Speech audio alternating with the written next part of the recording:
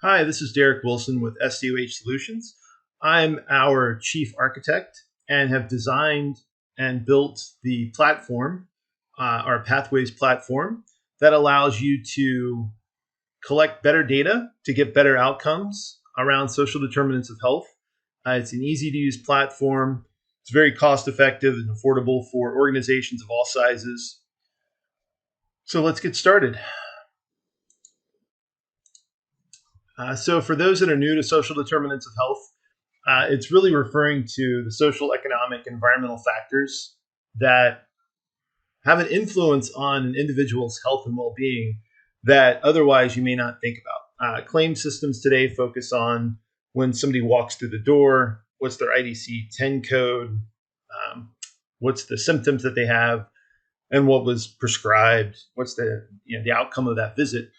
What doesn't really get tracked at all is what happens outside the walls of care. So, does this person live in an area that's next to chemical plants? Do they have asthma related to that? Do they have mold in their house? So, those would be some of the social determinant factors that you would want to capture to better get a full picture of the health of an individual and come up with that 360-degree view of health to really come up with better outcomes.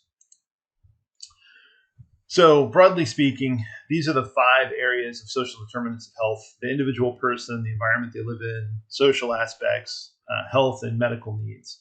And we'll dive into some of these as we go through with this example of how to get started with an SDOH project. So all of this, and the reason that we have our software, is to help people improve their outcomes. So that's identifying the member gaps, what conditions do people have that are negatively impacting their health outcomes, what support services are available. There's a lot of partnerships out there that you may already have or know of, but how do you figure out the people that need the care and the help and get them to the appropriate partner to get the help that they need? That's the connecting aspect. And then tracking that, is there a way, will your partners actually provide feedback and close the loop on referrals that you do? So the example we're going to do today is transportation. If you've identified a class of people that need transportation help out of all of your members, do you have a transportation organization nearby that is willing to get people to their medical appointments or get them to the pharmacy to pick up their prescription drugs, things like that? And then, will they track that a person actually utilized their service so that you can, understand not only the referral happened, but an action took place? And then ultimately, what was the impact of that? So over time, all of these social determinants of health and programs and projects are designed to do 2 things: improve the health of the person that's being impacted, and ultimately drive down medical costs overall. So to improve health outcomes, again, prioritize. You're going to have a limited budget for the SDOH projects that you can sponsor and test and do pilots with. So you need to prioritize your population, figure out what cohort you want to go after. The only way to do that is to actually start collecting data on the social conditions of the people that you're trying to help. So start gathering that data, as soon as you can, and then you can start building out projects based on the actual data that you have there. The outreach, creating campaigns, projects, working with people, and ultimately, like I said, reducing cost. Incremental cost. If you can do something, if you spend 5 to save 10, that's a win, right? In your situation, if you spend 5 to save 6, that might be a win. So you really have to figure out what are you trying to get out of the project that you're doing, in addition to improving health outcomes. There's got to be a monetary piece of that it's at least a break even with improved outcomes, or all of your CFOs would love save some money and improve outcomes. So I've written a book on how to get started with social determinants of health projects. It's available in Kindle and in paperback. You can find it out on Amazon. Just search for social determinants of health projects or my name, and you can pick that up. I spend a lot of time going through what are social determinants of health. How do you create projects? There's some templates in there. All right, so here's an example workflow for a social determinants of health project. And what this is designed to do is to get you thinking about, if I'm going to start a social determinants of health project, or maybe I've done one, are there things that could be done differently, or steps that you didn't do that maybe you should do? And there, by all means, this is just a template to get the discussion going and get people thinking about what needs to happen. So step one, right? You have to figure out who are the people that you want to help. So segmenting, building that cohort out, and determining, who can you help. The second step is, of that cohort, what's the baseline? So is it medical loss ratio? Is it some type of risk score? How are you going to create metrics to monitor the improvement of health outcomes for those people? Third step, estimating cost. So if you're going to do a project, how much can you afford? Do you have partners that are willing to chip in? A lot of that will drive how many people you can actually enroll in your project to try to improve health outcomes and reduce the social determinants of health conditions. Fourth step is creating project goals. The fourth step is to create project goals. So what are you hoping to get out of this? Step 5, creating a partnership program. So you may have had a partner in mind. You may have already had some high-level discussions about what they're willing to do. This is really nailing down, here's what we're going to do from a health plan perspective. We want to enroll 50 people in a transportation program. Is the partner willing to transport 50 people, or do they only have budget to do 30? So that's the negotiation, and really figuring out, what can your partners help with, and what are they willing to chip in. And then engaging with the target. So just because you've created this great program and you think it's gonna be beneficial, everybody's gonna love it, doesn't mean that the people you identified in step 1 are really going to enroll and want to participate. So that's the target step. How do you get people to sign up and actually leverage what you've done? So even if it's free transportation, not everybody may feel comfortable doing the free transportation. They might not want to get in a car with a stranger, that type of thing. So again, something to consider as you're going through this. Next step is tracking the usage. So how are you going to monitor that, you've enrolled people, you've got a partner, you're doing this project? How do you track the usage of that? Along with that, the next step is monitoring the cost with the usage. So people are using the service, that's great. How are you monitoring the cost of that? Next step is getting feedback from the users. So what worked well, what didn't work, what would they like to see? That might help you get more people involved, might help you reduce costs. Maybe people were doing a lot of, we're in our transportation example, a lot of single trips, and maybe, you could have worked with them to double up and do 2 or 3 visits in the same trip to save some costs, but still get them to the medical appointments that they needed. And then finally is reviewing your project goals. So what do you want to get out of your project? How many people did you enroll? How many people took care, or how many people engaged with the project? The usage metrics that you have, the cost metrics, putting all that together and figuring out over some timeline, right? And this is where, again, as part of your project, you're going to have to figure out, if we run this project for 6 months, what was the baseline? Step 2, at the end of 6 months, what are the new stats? So, was it medical adherence, prescription adherence, fewer trips to the ER, things like that? What are you measuring and looking at? So it might be, you start with your baseline. 6 months later, your project ends. You want to see how people performed over month 1, 2, 3, 4 as adherence, but you may not see an actual improvement in health or medical loss ratio or risk scores for 6, 9, or 12 months. So, how are you going to monitor that over time and really see if the program's improving the long-term health of of the patients.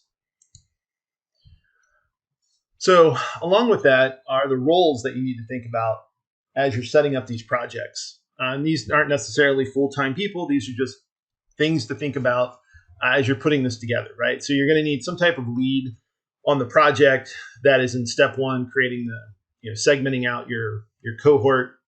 Somebody's got to do that. Creating a baseline, you probably have that project lead working with your finance team, estimating the cost. Again, finance, maybe the project lead. Creating the project goals, that you're probably going to have a sponsor for that or a committee. So what goals do you want out of that? The partnership program, again, project lead, finance, figuring out, is it something that's self-funded? Is, the health plan going to help pay for some of it? Are you looking to get payback through CMS or Medicaid or some type of other state, local government program that might reimburse for a pilot project? Engaging with the targets, that's where your team comes into play, reaching out to people to see if they're going to engage with your project, tracking usage. Again, that's your SDOH team. Monitoring the cost and the usage, that would be your project lead with finance. So how's that going? Getting feedback back to the SDOH team. And then reviewing project goals would be that SDOH team, which the project lead, the project sponsor, and finance, everybody that's engaged on this is going to want feedback on what worked well and what didn't work, and were the goals met of the project. So again, things to think about as you're going through and setting up your project. So here's an example that I put together for how this could work. And our example is access to transportation. So if you've got a large segment of people that have been identified with needing transportation to and from their medical appointments or the pharmacy, what can you do as a health plan that might save money, might reduce medical costs, and actually improve the lives of the people that you're trying to help? So going through the steps that we just went through, number one, segmenting the people. Two, baselining the number of people with transportation issues. So again, this is where your baseline has to come in, right? What's their overall health? Do they have a medical loss ratio per person? Can you come up with that type of information? Maybe you have risk scoring, whatever you're going to use to say, I've got, maybe you've got 200 people that you've identified with access to transportation issues, but for your pilot project, you can only enroll 50. So what are those numbers that you're going to use to determine that? Three, estimating the cost of members missing medical appointments. So maybe you can come up with some type of number that says, hey, if people don't make their appointments and they don't get their prescriptions, then we think they're going to have a higher medical risk score. Their health is going to decrease. They're going to have more claims in the future. And then creating goals for the program. In this case, it's a lower medical loss ratio for patients in the program, improved prescription drug usage, and overall improved health. So how you want to measure that can be determined, but for this example, those are kind of three. Partnership program and costing model trial. So what transportation companies are available? Is there local shuttle services? Maybe you can partner up with an Uber or a Lyft, something like that. But those are the things to think about with the partnership program. And then next is an engagement with the target segment. So once you've identified how you're going to get people to their appointments, how do you want to engage with your target segment? How are they going to access the benefit that you just created? Are they calling you to call the transport company? Are they going to call the transport company with a unique identifier that you've agreed to with the transport company that's going to let them get to and from their appointments for free? Maybe it's a reduced cost. Again, all things to think about. And then really you want to sell, what's the value to them? So why are they doing this? Why is this, one, great, you can get me to my medical appointment. But why is it important to the people that you're providing this access to? And then tracking transportation usage, right? So how many kept appointments or prescription pickups did they have? How many missed appointments and prescription pickups are out there? So that might be two of the metrics that you want to track. Next is monitoring the claim cost or decrease in encounters or prescriptions. So for these people, again, if you've got 200 people you've identified, you could break them up into cohorts and say, well, here's 150 people that we did nothing with because we couldn't afford it in our pilot. Here's 50 people that are in our pilot. So as the trial's going on, how are those people's claims going comparatively, right? And it's not going to be a one-to-one, but there could be things there that you could look at. Maybe the people that are not in the transportation program are going to the ER, twice as much or 3 times as much because the ones that have access to transportation are getting to their medical appointments, or maybe they're trying to get a ride to an urgent care facility because they don't have to call an ambulance or just walk to an ER because they have other options. And then once you have that, and you've monitored your claim cost, right, decreasing encounters, like those type of things that you're looking for, getting feedback from the patients that use the program, right? What worked, what could have been better, easier to leverage. Next is reviewing your overall program trial period. So at this point, you really have to think what worked well, what didn't work well. Do I want to expand this to more patients because it's working really well? It's reducing our cost. Maybe you had too many people enrolled in it, but you still want to trial it. So maybe you reduce it to a more limited group. Your transportation costs, maybe were a little bit too high or that company didn't work well. So is there a different option that you can do? Or finally, do you just cancel that particular program and say, hey, we tried this in the current environment, that program's not working. Everybody's got a limited budget. You've got to start somewhere, but where do you go from here, right? So if the transportation project didn't work, what's the next project you might have funding for that you could try? So very important to kind of think through all of these things before you start spending money. And then once you've got this in place, you can really start tracking this information and understanding, what social conditions are out there, how transportation might be able to help with that. And did your program actually improve outcomes and reduce costs? So here's a quick little ROI example I completely made up, but the numbers are easy to follow. So if you had 100 patients enrolled in this and overall patient health of 5.2, so that's a risk score, and your average yearly medical cost, right? Say we paid $5,300 per person, then these 100 people were costing $500,000 a year. And then I said, if the transportation fee, if you had to pay out $50 per trip for transportation and you gave people 7 trips per year, that's 350 transportation or $350 in transportation fees per year. Multiply that times the 100 people, that's $35,000. So your total transportation cost for this pilot, if you allowed people 7 trips per year on your 100, would be $35,000. And then you could look at, well, my total medical costs were 430. If I subtract the 35,000 from that, right? In year 1, I would have no deductions.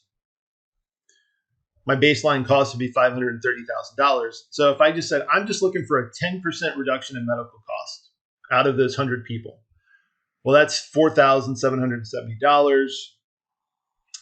I've still got my $50 transportation fee. I'm still spending $35,000 on transportation. But now my medical cost here is the $477. Subtract the $35,000. My total cost is $512. And my baseline cost was $530. So my transportation trial savings, I'm actually saving $18,000 if I can reduce 100 people's medical spend by just 10%. And I spent $35,000 to do that on these transportation costs here. And then if you do a 20% reduction on those 100, right? Now I'm at $424,000 a year, still at my same $50, 7 trips, $350 per person per year, $35,000 a year. So now my total medical costs have gone down, which is good. My transportation costs are still flat at $35,000. My total cost is $459,000 on my baseline of $530,000. So now over 1 year, I've spent $35,000, but I've saved $71,000. So this example shows that here's the things that you can look at to try to come up with actual project metrics to show the improvement over time. So you would actually monitor the health of these same 100 patients over a 12-month period and see, did their medical costs go down? Like, are you paying less? Even though you are paying for $50 a trip. So again, numbers might vary, but these are the type of things to think about. And then here's your baseline. What's my savings? Did adding $35,000 into their medical costs, did it actually reduce that? If it did, in this case, at the end of 12 months, if we said, yep, I saved $18,000 by spending 35, that's a pretty good ROI.